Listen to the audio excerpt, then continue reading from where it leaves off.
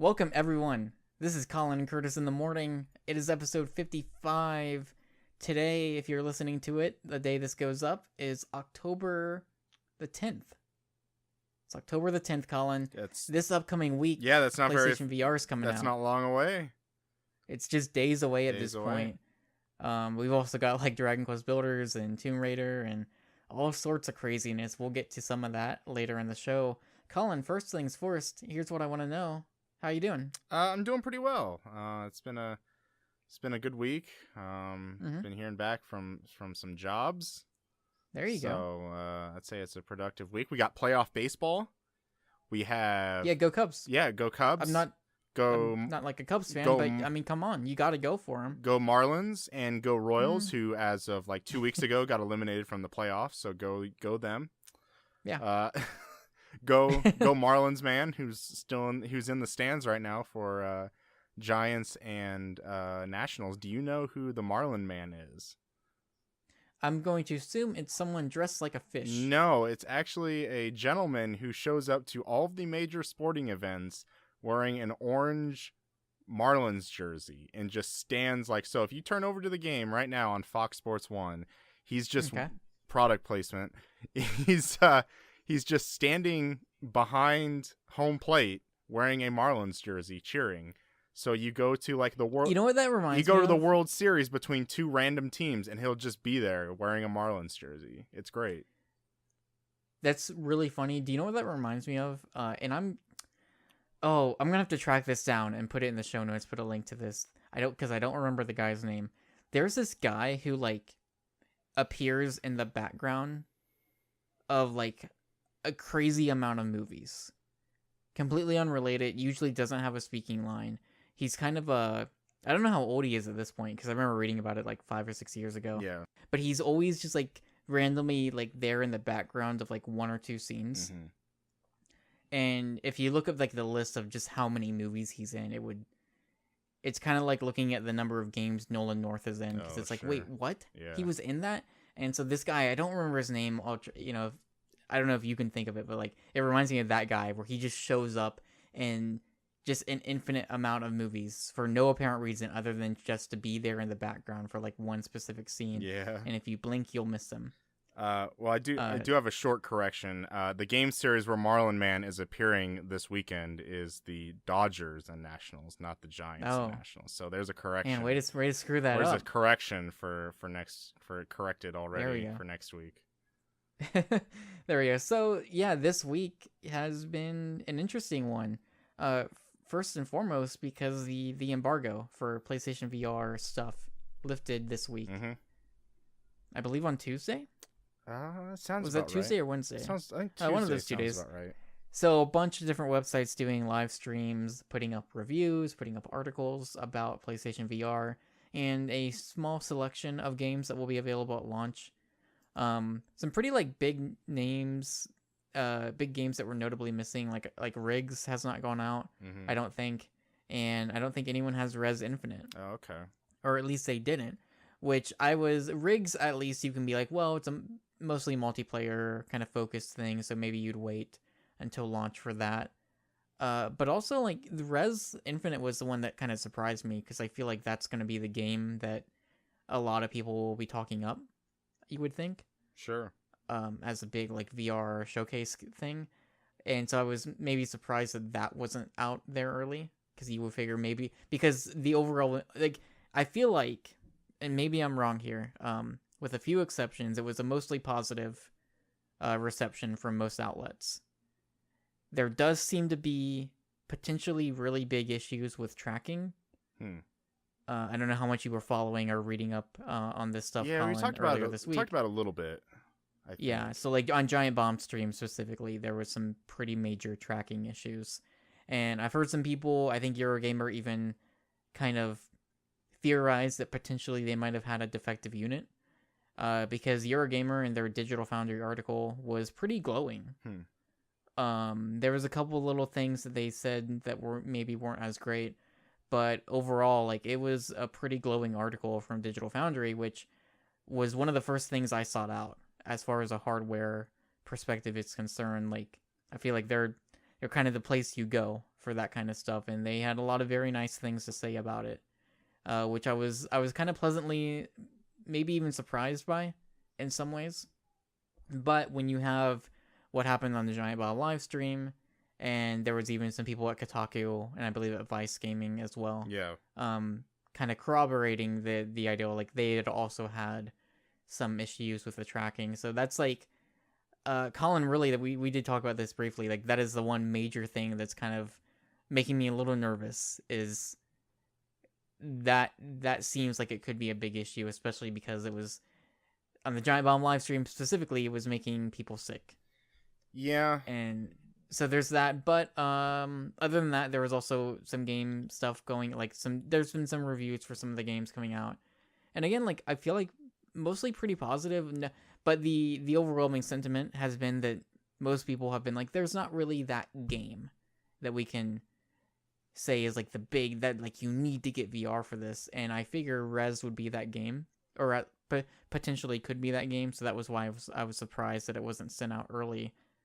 But that aside, Collin, we did get the kind of the official launch lineup for PlayStation VR. Yes, we got the list. Did.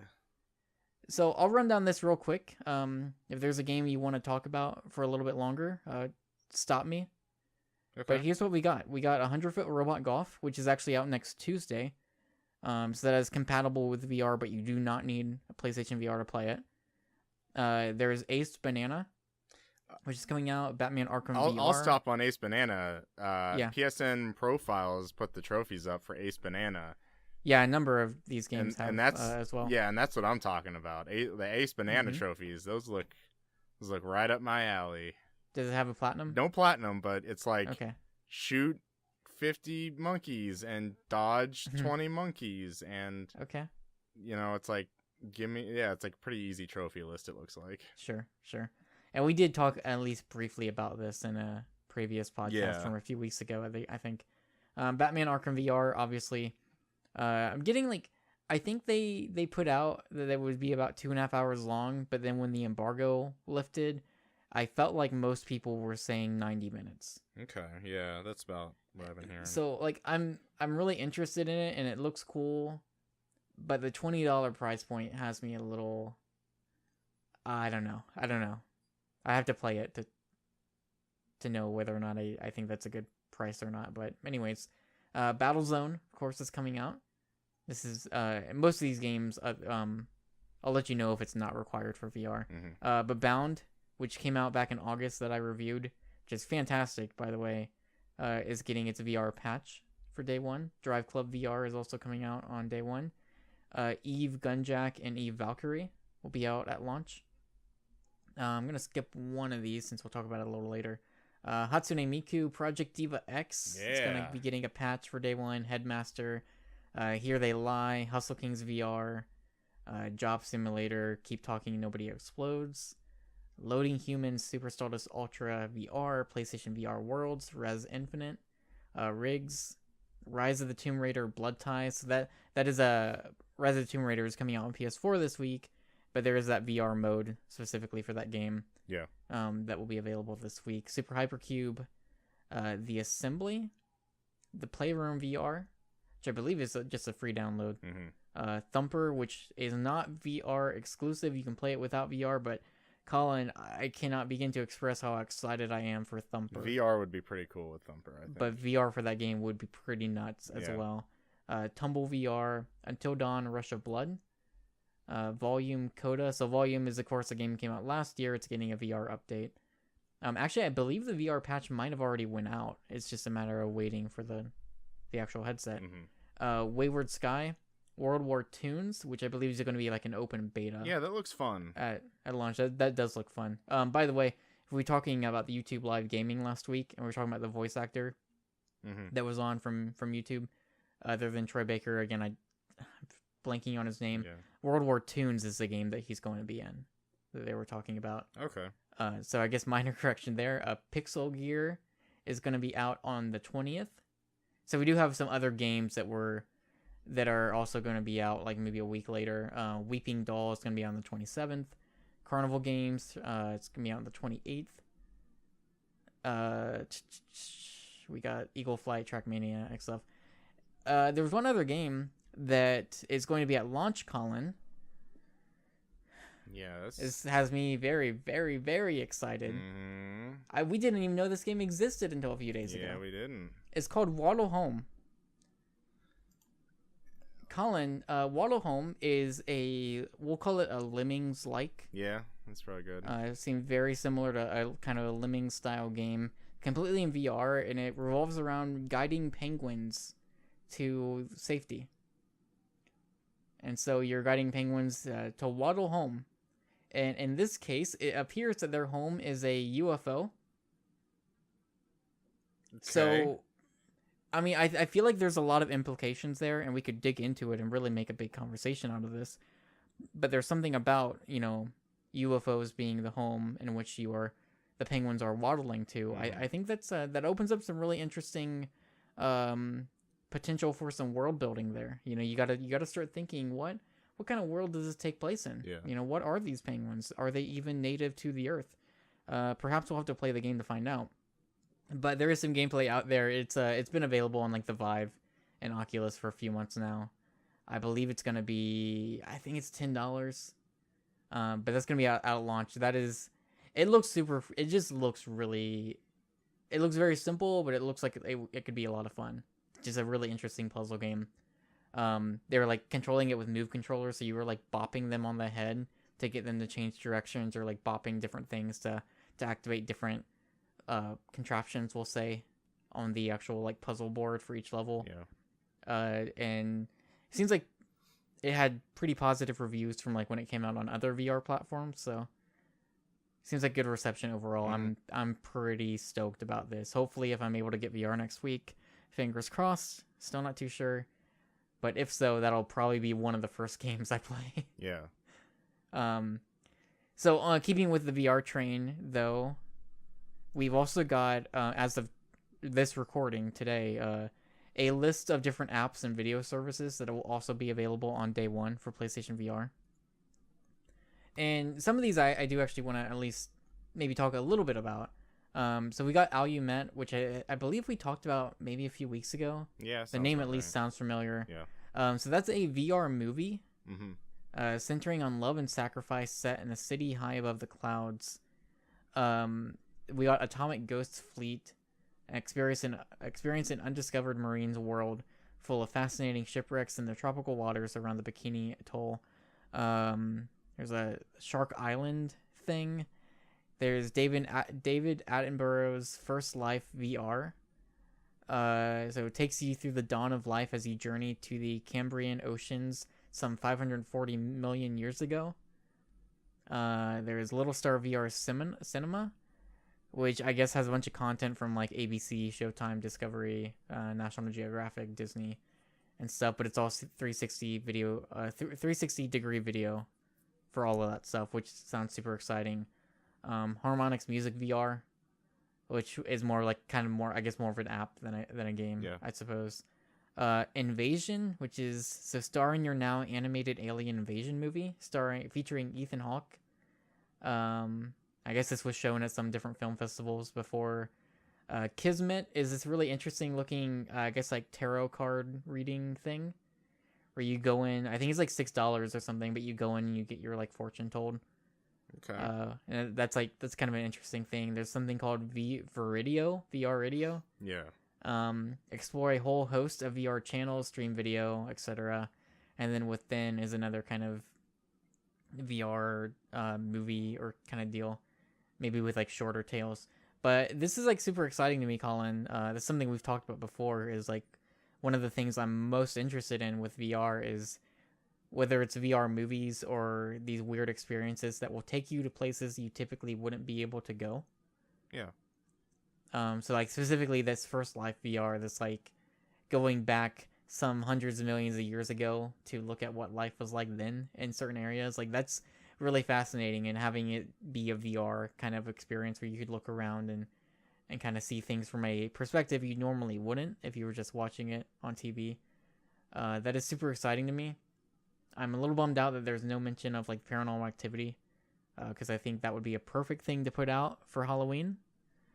Hopefully that hits before Halloween. We'll see, but yeah, I don't know. Like, does this list get you? Does this and the launch list? Does any of that stuff get you pumped?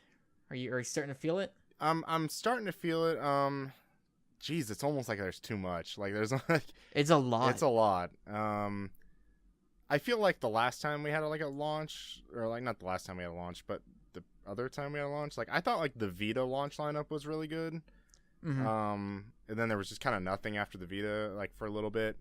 But I really think this launch lineup is pretty great. I don't know if there's like that one killer app. I mean, that's a word that's used a lot, Yeah. but I don't know if there's that one game that people need to play.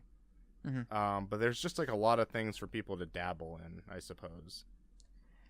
I guess it's kind of different because it is technically a hardware launch, but it's different from like a console or a handheld, right? Like there's at least something a little bit different about it because it's more of an accessory. Yeah. But at the same time, yeah, it's kind of nuts. Like for me specifically, I look at that, I'm like, I really want to play Res. And like Res is weird because technically it's not VR exclusive, but to me it's like, man, if I'm going to play Res, I should really play it in VR. Yeah. But there's that. I'm really interested in rigs.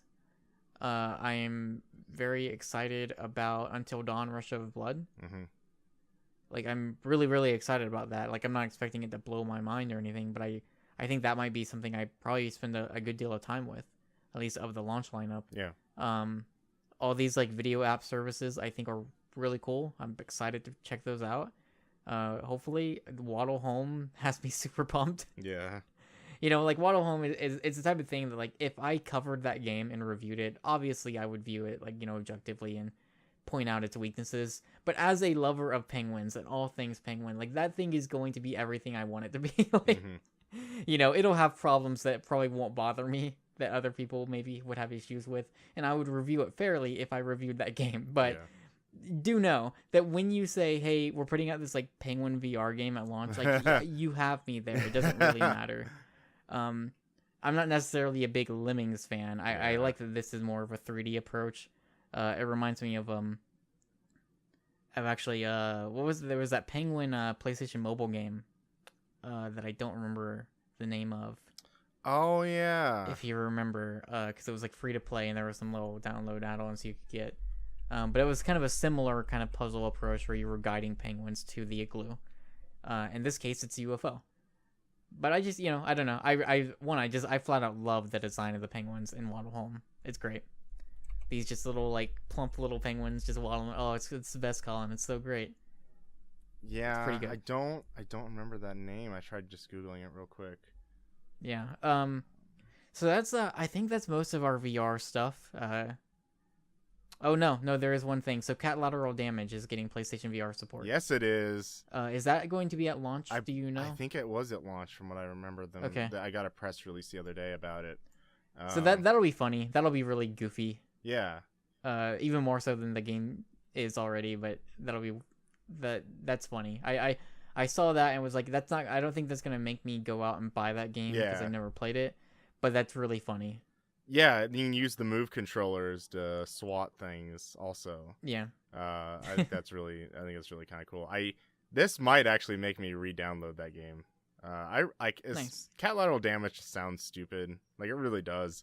But then, like, you play it and, like, this is actually pretty fun. And it's not one of those things that's like, I was able to play it for, like, a long period of time without it being like, oh, okay, like, the novelty's worn off. Like, I was still having fun even up to where I got the Platinum Trophy. Like, I was still having fun going in there and hitting things and trying to get a high score and such. So, well, cool. So we got quite a bit of other news that we'll get to now. Just a few things really quick. We don't really have much to say about them. So it seems like Watam is no longer going to be Sony exclusive. It sounds I think originally that was a game that was going to be Sony Santa Monica was going to like assist with it. It sounds like that's not happening. It's unclear as to what happened specifically. Yeah. I guess that game is set to launch in late 2017, which this game was originally supposed to be out this past summer. Yeah. So I clearly, go ahead. I follow Phenomena, is that the name of it? Phenomena. Yeah. Oh, it's such a great name. I followed them on YouTube or subscribed to them on YouTube. They put out a trailer for some new game. If you saw they had another game launch recently. But it's like an AR phone game, which is like pretty disappointing, I guess. But as for us, yeah, I just like read the comments and everybody's like, "Where's Wadham?" Well, every time an event comes and goes and Wadham isn't there, I get a little bummed out. Yeah. But it sounds like maybe there was some. I don't want to say too much because we really don't have much information on it, other than just it does not appear. It sounds like it's going to be coming to multiple different platforms now. And it doesn't seem like Sony has any kind of ties with it, as they did at one point. You know, Sony Santa Monica was in some way assisting them, as they do with a lot of other kind of independent developers. Yeah. On different games, Journey being one of them, actually. So I don't know. Like Wadham, I think looks, from the last time we saw it, looks really, really cool. I hope it continues to look that way and is really cool when it does eventually come out. It sounds like it's still a ways off though, which is kind of a bummer. So hopefully we'll be able to see that game again soon. It's unclear as to when, but that was kind of news that sort of broke over the past couple nights. So there's that. Speaking of other games that will not be coming out this year, the delays continue. So Gravity Rush 2, to the shock of, I guess, not really much people. I don't know. It felt like this was expected. Yeah. That's been pushed back to January 20th, and kind of as, I guess, an apology, I guess, they're going to be releasing some story DLC for free instead of as a paid thing. So I imagine this game probably isn't. I don't know that this game necessarily is going to need the extra month and a half. I imagine this delay is very purposefully to get it out of the way of The Last Guardian of Final Fantasy 15. Probably more so The Last Guardian, because that is also Sony Japan. And those games were within like 4 days of each other. Yeah, and it was, like when The Last Guardian got pushed back, I think I saw quite a number of people be like, well, what about Gravity Rush 2? So, you know, it's a bummer, but at the same time, like, December was getting really packed. And so now that and South Park are out of the way, I feel a little better about being able to get through some of those games coming out then. Yeah. But that does present another problem, Collin. And I would imagine maybe one of these games might get pushed back also. So January 20th is Gravity Rush 2. January 24th, we already know, is Resident Evil 7. Yep. And Kingdom Hearts 2.8 HD. Yep. Final Chapter Prologue. And now we got Tales of Berseria, also coming out on the 24th. Also known as January 24th is the Apocalypse. It's the Apocalypse. The Japanese video game Apocalypse. Yes. So that's kind of intense. I don't know. Maybe Resident Evil 7 will probably get pushed back or something. I don't know. It just seems like I guess I could see a world where all those games come out on that day, but oh boy, that is a lot. That is a lot. Yeah. And it kind of sucks because I've always wanted to get into Tales, but every time a new one comes out, it's usually like packed between other games I'm wanting to play more. Mm-hmm. And so it always kind of falls by the wayside for me, and I never get around to playing them. And this new one, I was kind of excited. I was like, this is going to be the first one I play. I'm excited to check it out. And now it's like, oh, I don't know. Maybe I just won't even be able to get to it. Yeah. But there's that. Collin, why don't you tell me what the heck Court of the Dead Underworld Rising is? Well, Curtis, I think we're all wondering what Court of the Dead Underworld is. Underworld Rising, as I open the blog post from the PlayStation blog. From what I remember, I watched this trailer a few days ago. Apparently, it was not getting liked very much. A lot of people were disliking it. Surprise, like people do on... Yeah. Apparently, Death, the Grim Reaper, is struggling to overcome his dark nature to rescue both his world and ours. It says, will you join Death in the Court of the Dead to fight for your afterlife? So I watched the debut trailer, and it really didn't show much. I think maybe leading to some of the dislikes that it has. But it does have a nice style to it. I mean, I guess maybe we could like put a picture in somewhere. But I I honestly am not 100% sure. It's talking about growing your legend, have PvP battles. You just watch the trailer and it doesn't show much. It's like turn-based on a grid. Yeah, but I honestly can't tell you much more about this game. They can choose factions. The art isn't bad. I don't know if I'm a huge fan of it. See, I like it. Okay. I don't know. I think it looks somewhat unique a little bit. Yeah, it's totally one of those trailers where, like, and even the screenshots they have in the blog post, there's not really, like, it's kind of hard to tell exactly what it is. And the trailer does have, okay. Like, you're going to be battling and you're going to be getting loot. It's some 2D art, tournament. But it's more of a tactical, like, grid-based turn-based combat. But actually, it reminds me of the new South Park game, actually. It's kind of similar. Okay. And its look for the battle system. Some sort of tournament mode. Mm-hmm. Collin, I don't know if you know this. I love me some brackets. You love some brackets, like you love some March Madness. Tournament brackets. Like some March Madness. Like some March Madness brackets. Dayton Big Flyers. Fan. Dayton Flyers. They're gonna win it all this year. I'm telling you. Yeah. Yep. Next year. What about Siberia 3? So Siberia 3 is a game that features Kate Walker. I was trying to remember her last name. So I actually one of my first reviews for the website was Siberia 1 on PS3, and it's like an old adventure game, maybe back in the 90s, early 2000s, something like that. And I didn't really know what to expect going into it, but I actually really enjoyed it. So basically, what I can speak to with Siberia 1 was that you play as Kate Walker, who is working for this company that, like, there's some power plant in it's not necessarily Siberia. It might be Siberia because they spell it differently. It's with a Y instead of an I. But basically there's this takeover of this company, and this girl named Kate Walker is there to be sent to basically finalize and get the signatures on the paperwork. Well, what you find out is that the person that needs to sign the signature has actually passed away, and you need to find, like, the other heir to this fortune. It's like, basically that's like the game is trying to find this other heir. But then, so Siberia 1 kind of has like a cool ending, but then she ends up staying, spoilers for Siberia 1, but she ends up staying in Siberia. And then I have not played Siberia 2, so I'm not 100% sure what is happening there. But Siberia 2 style is very similar to Siberia 1, kind of like in the not old time, but kind of like, pre-rendered backgrounds. And your character modeled walking around. So Siberia 3, they showed a trailer, I want to say maybe earlier this year, and it was supposed to be coming out this year. But now it's delayed to Q1's 2017, and I'm actually fairly excited for it. I think it's coming out on PS4 and I think like Xbox One and PC. But the trailer that they showed looked really good, and this has kind of been it's been a kind of a long time coming for this game that a lot of people have been asking for a long time. But we're gonna have to wait just a little bit longer. Yeah, so they've said they're adding more cinematics to the fiction, and they're also adding more optional narrative sequences as well as new languages for the voiceover, which represents considerable work for the teams. So it looks like they're adding new things. Yeah, and at the same time, like, honestly, for a game like that, I don't think you want to be out in the last 3 months of the year. Sure. Yeah.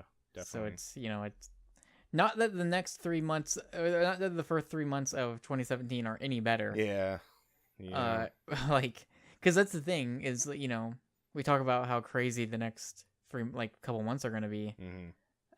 With the different delays that have pushed certain games back to January and February, but also in the games that were there already anyways. Like February itself is kind of intense for a number of different reasons. But then you factor in that there's also like a new console handheld thing coming out from Nintendo in March. So like, how do you know that bring? Well, I'm best friends with Reggie. Oh no! Okay, so no companies told us about. Well, there is Nintendo is putting something out in March. Oh, okay. Which would, in theory. Oh yeah, that new Pikmin game on 3DS. Yeah, in theory, it would bring a whole lot of Bring new balance. stuff. It'll bring balance to the Bring handheld balance to the and, force. and handheld and console market. It'll bring balance. It would bring balance to the console wars. and only the way Nintendo can. Yes. But in theory, you know, that'll make March a whole nother beast to deal with. Is that thing coming out in March? Is that thing even coming out? I would be willing to bet that it will. Okay. Well, they bet Zelda was supposed to be out this year, and then look what happened to that. And they bet, the NX was going to be out this year, and look what happened to that. I know. I understand. Remember, it's Nintendo we're talking March about. 17th, 2017. Is that a Sunday? That's a Friday. Okay, usually they release hardware on... Don't they usually do They've hardware switched... They used to do Sunday for games and hardware. They switched to Friday in recent years. Okay.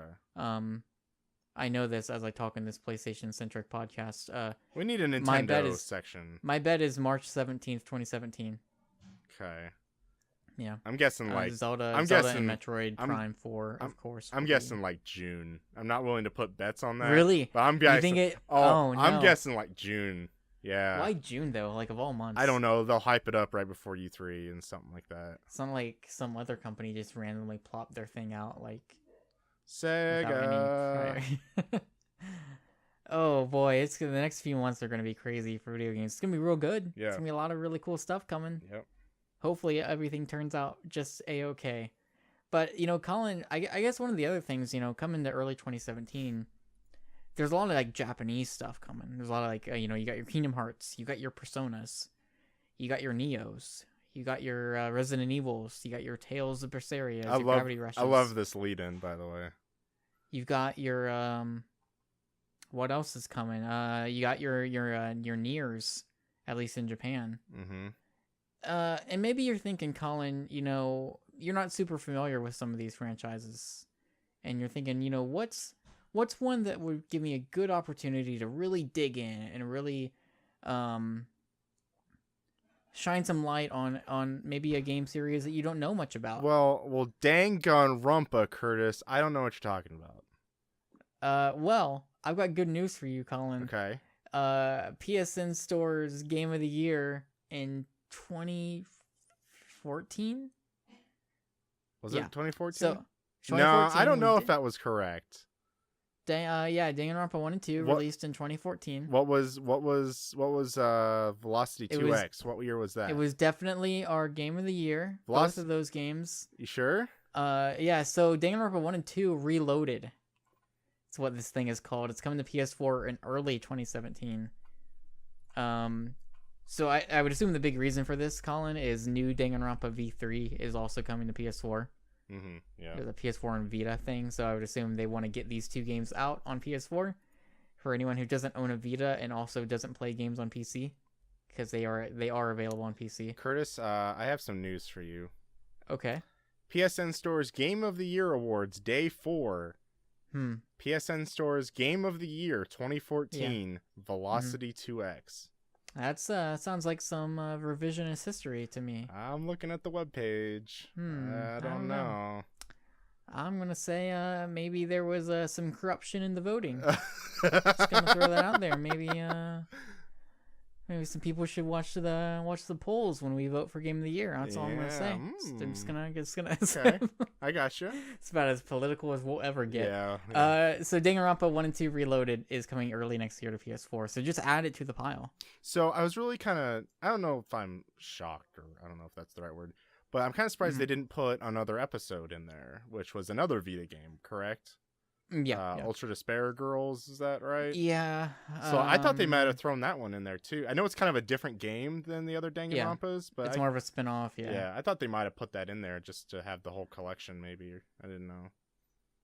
Well, I mean, with 1 and 2 being a visual novel, and then the spin-off being more of an action game, maybe it's just easier just to port the 1 and 2. And those are the two that you need, I guess. Even if this new game is supposedly in a new universe. And the way that they handled some of the story bits in another episode going into the anime has me really bummed out. So I'm kind of like, whatever. Yeah. But that's a really good chance for people who have not played those games to play them. They are incredible. They are both the best games that came out in 2014. So you should check them out. Not according to They're pretty great. PSN stores. Yeah, well, you know, Just joking. we can't all be right. Yeah. So the last thing we've got on here is Mantis Burn Racing. This is coming this is coming this week too. October 12th, the PlayStation 4. It has 4K Collin, support. how excited are you for Mantis Burn Racing? So I haven't seen a trailer on this, but I've seen some of the screenshots, and it actually looks pretty fun. Like it looks. Yeah. I think like the style and like the cars. I think we talked off air that like it reminds me of like MotorStorm RC, but like maybe with actual cars maybe instead. Like you're on actual real tracks. And even kind of like they're showing like maybe some drifting or some big wide turns. Like I don't know if this reminds me of Absolute Drift Zen Edition or something. Like I don't know. I never played that game, so I might be completely wrong. But it says that it includes a comprehensive 20-hour single player career. Whoa. Yeah. And that's there's vehicles, sure. And each vehicle has up to 18 upgrade slots that allow you to customize your vehicle's suspension, gearbox, engine, tires, and boost. Gearbox. Yeah, Gearbox is part of this. They've stopped Battleborn, and they're making Mantis Burn Racing. They've certainly stopped Mantis Born Racing. So you mentioned this, but I guess one of the interesting things about this game is that it's going to be one of few that is like native 4K on the Pro. Yeah. So it's going to be what is it, 60 FPS 4K? Yeah. On PlayStation Pro. That's pretty interesting. Like it doesn't look like it's a super resource intensive game, but it's cool that that it's going to be doing that. So, because I remember, I guess like technically, this was on the blog. I think this might have been the first time it was actually announced via the PlayStation blog. Mm-hmm. But back when the Pro was first announced, Digital Foundry was doing their video talking about the PlayStation 4 Pro, and they mentioned Mantis Burn Racing as this thing that they saw at the event. And they were talking about how it was one of the few games there that was native 4K and stuff, and that kind of caught my eye. I was like, oh, okay, I'm probably gonna remember this now that I've heard this kind of interesting, I guess, factoid about this game. And it's kind of one of those weird things where I kind of feel like maybe I should wait and check it out later, or wait for the Pro to, because like with Tomb Raider, I'm probably not gonna pick that up until maybe December or something. Sure, yeah. And I'll just play it on the Pro, like, because I'm not going to play through that game twice. This game's maybe a little bit different, you know. Yeah. This game's something that I could easily play a bit on my regular PS4, and then when the Pro comes out, maybe pick it up again and try it out and see if I can see how big of a difference it makes. Yeah. So that's cool. I was like kind of arcadey, kind of racing game, so I'm interested to check that out. You randomly just posted like another link in this show notes. It says Flower vinyl soundtrack. That is a beautiful cover. Yes, it is. I forgot this went officially live this week on the I Am 8-Bit store. So it's a vinyl soundtrack from Flower. Yes, basically what it is. I love the soundtrack to Flower. I think the Flower soundtrack, this might be controversial to some people, is the best game from that game company. I think it's the best game from that game company, and I think it's the best score from that game company, which means the person who did Flow and Journey, Austin Wintory, I think didn't have a great a score as Vincent Diamante's score of Flower. Oh boy. I love Flower and its soundtrack. It sounds like some fighting words. I think it's some fighting words. Okay. I'm just really excited for this. I haven't put in my pre-order yet, but I'm definitely going to probably pre-order this. All right, cool. I just remembered that. So well, we've talked about this before. You're a big vinyl person. Yeah. Very cool. Very, very happy to see these because so Flow's soundtrack is also on iam8bit.com for pre-order, but I'm probably gonna pass on that one. Maybe we can like start a feature where you like sit in this really nice like lazy boy chair next to your and you just put the vinyl on with a smoking next pipe to you. Yeah. And you like, and it's like vinyl time with Collin, and you just talk about whatever game the vinyl. Now the pristine sound that comes from vinyl. Yeah, you talk very like slow, very. It's exquisite. Yeah. Talk like Mark very Cerny. Soft. Mm-hmm. Well, I was thinking more of a. What's his name? crap. He Guillermo does del paintings. Toro. No, he paints about the clouds and the trees and talks very softly. Twitch was streaming all his stuff. Oh, Bob Ross, that guy? Bob Ross, yes. Yeah. Full Bob Ross. Vinyl Time with Collin. Got the flower vinyl playing. You just talk about and flower. So really a wonderful experience. Yes. As you flow through the gardens of the world. I could just pre-order 55 copies of this vinyl if I wanted to. Good God. The slider makes me go allows me to go all the way up. What are you gonna do with 55 vinyls of the I'm flower past soundtrack? 130 and I'm still going under the quantities. That's be pretty expensive. I'm gonna hit pre-order now. Okay, No, okay. So guess how much this would cost me? A lot of money. Throw a number out. $3,000. $6,825. 0 cents. Close. For 195 copies of the vinyl soundtrack to Flower. Jeez. You know what else I think could really use a good vinyl soundtrack? Resident Evil 4? The original Resident Evil. Oh. Think about like the save room music. Yeah. Yeah. Good. I like the Merchant's theme. It's pretty good. From Resident Evil 4. What are you buying? What are you selling? So you've been playing Resident Evil 4, and this is the PS4 version. So Curtis, hi. I've said before that this game is probably my favorite game of all time. Mm-hmm. I think it still stays there, but let's just say so 2004 or 5, Resident Evil 4 comes out. I think. Was it? I can't remember. I think it might have been 4. I think so. Resident Evil 4 comes out on GameCube. I play it. I beat it. It's great. Resident Evil 4 comes out on PlayStation 2. I play it. I beat it. I love it. I do all the side stuff. Mm-hmm. I think I played it again on Resident Evil 4. I think I played it again on GameCube. And then Resident Evil 4 comes out on PS3. And I played through PS3. I even get all the trophies. So that means getting all the bottle caps, doing all the target practice, getting all the costumes, playing the game. No platinum, though. No platinum. Beating the game on professional, which means playing through the entire game again. Yeah. I did that. And playing through separate ways and assignment Ada. Luckily, you don't have to do any mercenary stuff for the trophies, which is kind of nice. I'm not too big on mercenaries. So I'm excited for the PlayStation 4 release of Resident Evil 4. I get it. I play it. I'm excited.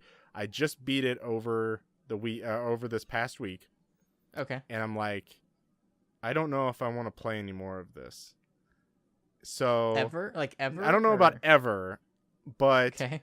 I am like, yeah, let's go play through separate ways and get the costumes and let's play through it again on professional and get all the bottle caps. I just don't know if I want to do that. I started separate ways where you're playing as Ada, and I got maybe just probably 10 minutes in and I'm like, no, I don't want to do this anymore. I don't think I'd be able to play that game twice, back to back. Yeah, I did it on PS3. I did it on PS3, but the last time I played that game was when the PS3 version came out. So what, 5 years ago at this point? 4 or 5? Yeah, I'd say about 4. Yeah, 2012 probably. And even it's been that long, and I'm still really not super up for playing it again. Yeah. It's rare enough that I would be willing to play through a game again.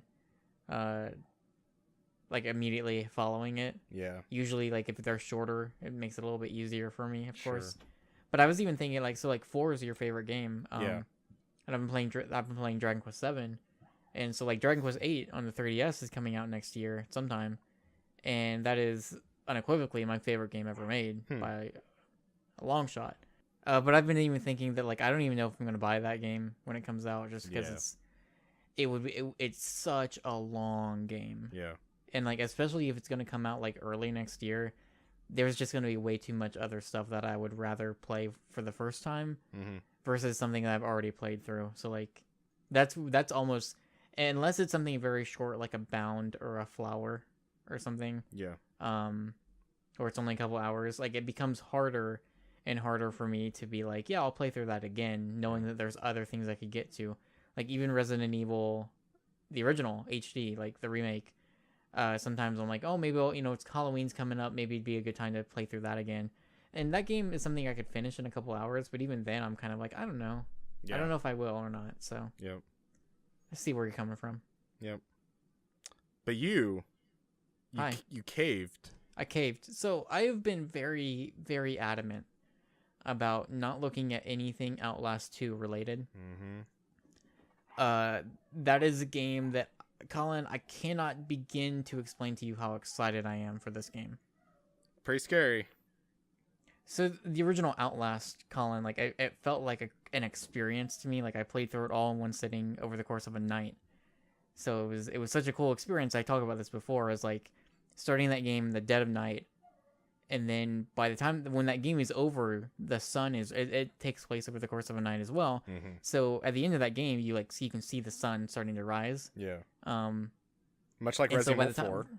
like yeah, actually, yeah. And by the time I had finished the game, I could see the sun kind of coming through the windows, and so it felt like I felt even more so like I just stayed the night in this crazy insane asylum, and I loved it for many other reasons as well. But Outlast 2, from the moment that we saw the logo, even just the logo itself, with the T being the upside down cross, and you kind of see there was some other little hints that you can kind of get from just the logo itself and some of the art that they kind of put out for the game before they started showing trailers and gameplay of it. You kind of get a sense of what they were going for, and it had me super excited. I think this game takes place like in Arizona, but it almost gives off like a kind of very southern, almost plantation-esque feel. Yeah. I don't think it's going to be necessarily on a plantation, but it kind of gives off that vibe of like just being out in the open, in cornfields and on the farm and things like that. And that was kind of what I was expecting. You also have the upside down cross, so you can kind of take from that like, okay, there's maybe some religious undertones going on here, maybe a cult or something is involved. And so it's a different character from the first game, but you would imagine there was a lot of teases at the end of the DLC for the Outlast one, of where they could take things, and it's all very, very exciting to me. And so this game was going to come out in October of this year, got pushed back into next year. I think it's slated for February, which again, February is That's a insane. great month. Yeah. Yeah, it's such great. Yeah, right after I finish, I'll play Persona 5 and then switch to Outlast 2. Yeah, that's what I was thinking. That'd be great. And we'll go to Horizon. Yeah, but Horizon, the demo, they put out a demo for this past week, and I really bounced back and forth. I was really like, oh, I really want to go into it for the first time, having not seen, like, because up to this point I've seen nothing other than that logo. Mm-hmm. And so I had like a general idea of maybe what to expect from it, but I didn't know what it was going to be or anything. So you hadn't seen the cornfields and yeah, you haven't seen that. So I saw like the demo was only like 15 minutes long, and I was like, well, it's probably from the beginning of the game. So like, since it's such a short demo, I decided just to go ahead and give it a shot, and I am so glad I did. Cool. So without getting into too much specifics, because I know that maybe someone out there is listening and they don't really want to know too much. Yeah. I don't feel, for one, there were things in this demo. This demo did a perfect job, especially for the type of game this, like being a big horror game, right? Is you want to be, whether you're doing jump scares or you're creating tension, and like you're not really sure what's around that corner or what's gonna pop out or if someone's behind you or anything like that, and you want that tension to be there, and that tension will be there from you not knowing what to expect, right? And so sometimes one of the reasons why I wasn't wanting to watch anything from this game was also just I didn't want to watch a trailer and start having things given away and getting to certain points of a game being like, oh, I saw this before back at A3 or whatever, and so I know it's coming up. And so while there were certainly things that happened in this demo that I will be expecting when I play the full game, what was so great about them is they did such a perfect job of creating even more questions for me. And so now when I think about Outlast 2, I look at certain things that are in the demo and certain things that happen to your character and things that you see that has me really thinking a lot about like, man, where are they taking it? Like, what direction is this game going in? Yeah. Because there are some things that I was not expecting at all, and it has me super excited because it's the kind of things that I really want from a horror game. It is still very much Outlast, as far as like, you have your camera and there's the batteries and night vision and whatnot. But it's clearly doing things and teasing things that will be in the full game that are different, or that's going to kind of play with your expectations and really and it's going to force you to take a look at what's going on in the game and really think a lot about what is actually happening and what it could mean for your character and for the overall narrative. But also, the ending sequence of this demo is a chase sequence. There's a number of people chasing after you, and it leads into a big open cornfield. And that was the moment for me. That was because in the original Outlast, it was a lot of corridors and hallways and rooms inside of an insane asylum. It was centralized and it was very focused, and I loved it for that. But it wasn't open, and so it was when you were running, there was a very clear direction that you were running to, where you were going to hide in a specific location. And this, you get to that cornfield, and it's like everywhere you look, you can see the flashlights like just barely breaking through the cornfield that you're in, and like you can hear the footsteps from all around you. You hear people like shouting and saying things, and you feel cornered, and you don't know where to go because there is nowhere to go. You just have to go. You just have to hope that you're going to be okay, and you're just going to keep running, and hopefully you run the right direction that you need to go. And it's very tense and frantic, and it's super exciting that there's the potential that that's going to be a pretty major part of this game, just the openness of where you are, in regards to whether or not like it being so open, it leaves you open to a lot of danger. It means that things could be coming at you from any direction. And the way the demo ends in a really great and graphic way, and it's like it's the type of thing that like when it is over, immediately it's like, yeah, this is exactly what I'm wanting from Outlast 2. And even more so. And again, I don't want to get into specifics, just in case someone is listening who maybe doesn't want to know too much. But there is a pretty incredible sequence about midway through this demo, lasts just a few minutes, but it had my mind spinning as it was happening. It was just all these questions of like, oh, what is actually happening right now? Is it what it appears to be? Is it something else? What does this mean? Where are they going with this for the full game? And so while there are things that would have been pretty cool to go into the full game not knowing, I don't feel spoiled because they're just making me ask even more questions. So from here on out, I'm definitely not looking at anything Outlast 2 related. Yeah. It's just a few more months away. But I am, if you were someone who maybe didn't want to look at this game at all and wanted to kind of be media blackout, I would say that I think you're safe to give the demo a playthrough. It's very short. I don't think it reveals much of it. It reveals some really fascinating things about where the story could go, but I don't think it really reveals much at all. I still feel like there is so much still that I am left in the dark on, as far as the story for this game is concerned, and where it could be headed. That has me super excited. We'll see if it turns out this way. But Collin, maybe something that you could that maybe you've experienced as well is, if you remember when they first showed BioShock Infinite. Yes. And they showed the Star Wars thing.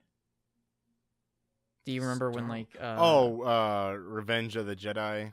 Yeah, so they broke, there was like a wormhole opened up and you saw the movie theater. Yeah. And there was like a Star Wars film. Yeah. And that was like one of the initial things that they showed, and there was kind of that general sentiment of, wow, if they're showing that, like what other crazy things is this going to lead to? Yeah. Now, you could debate if whether or not they had things that were that crazy, or maybe they spoiled that moment and they should have saved it. You could debate about that. But this demo makes me feel in a similar way, where, wow, if the beginning of this game has moments like that, I hope that they take that and it goes even crazier the further you get. Yeah.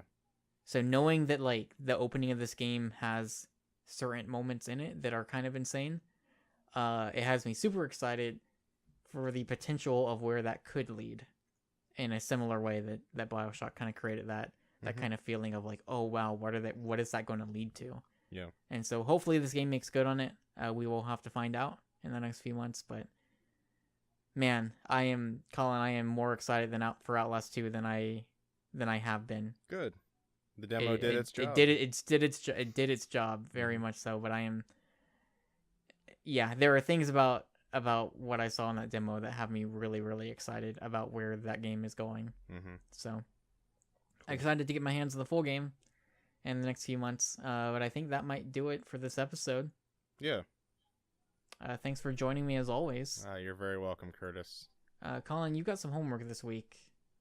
I do? Yep, you're going to need to play Resident Evil HD Remake. Okay. And report back. Okay. Yes. I don't know if I can do this. You can do it. I'll give you 2 weeks. I'm going to be like... So before Halloween. So I just about asked you. I sent you a message after I beat Resident Evil 4. I killed 939 enemies. Am I going to be able to kill 939 enemies in a Resident Evil HD remake? So, like, I saw that message after the fact because I don't think I actually responded to it. Like, I saw it, like, hours later, I think. Yeah. But when I saw it, the first thing that came to mind was, man, that doesn't sound like Resident Evil Yeah. at all. Yep.